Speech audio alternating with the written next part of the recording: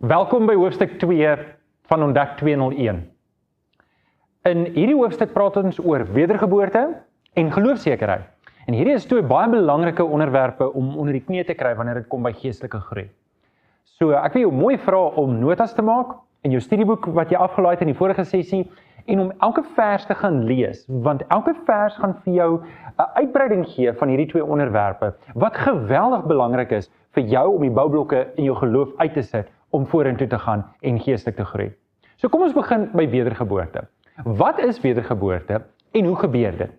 Ek dink dit is belangrik om te begin deur om te sê, wedergeboorte is 'n inisiatief wat God neem in ons lewens. In die wêreldbekende versie, Johannes 3 vers 16, lees ons baie duidelik, God het die wêreld so lief gehad. Baie duidelik neem God die inisiatief. God het die wêreld so lief gehad, dat hy sy enigste seun gegee het, sodat die wat in hom glo, nie verlore sal gaan nie, maar die ewige lewe sal hê. Dit is baie duidelik dat God sy seun gee, omdat hy lief is vir die wêreld.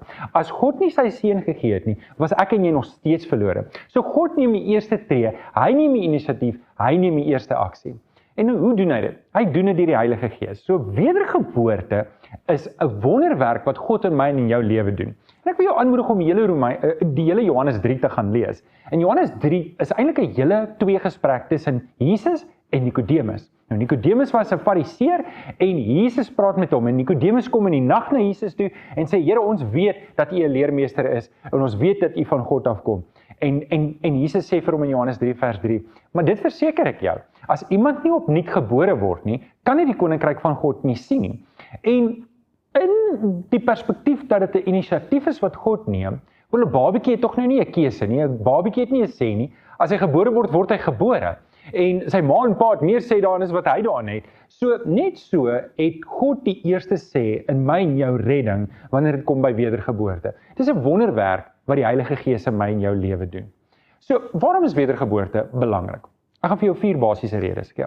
Wedergeboorte is belangrik om die eerste rede is, want dit is jou begin met jou verhouding met God die Vader.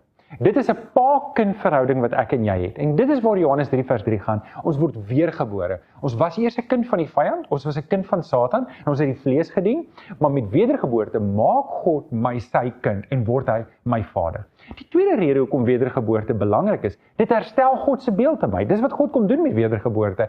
Soos in Genesis 1 vers 26 tot 27 lees ons, God sê, kom ons maak die mens na ons beeld. Maar met die sondeval het daai beeldskade gelei en ons het meer en meer na die beeld van Satan ontaard.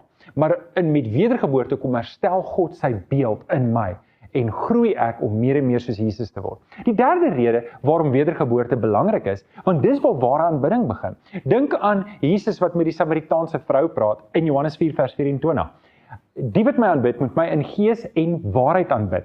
Dis waar ware aanbidding begin, is by wedergeboorte. En dan die vierde belangrike rede, hoekom wedergeboorte belangrik is, want dit bring my uit die aard van die saak in die regte verhouding met God. Markus 12 vers 30 lees ons Jesus sê, ons moet die Here ons God lief hê met ons hele hart, met ons hele siel, met al ons krag en al ons verstand.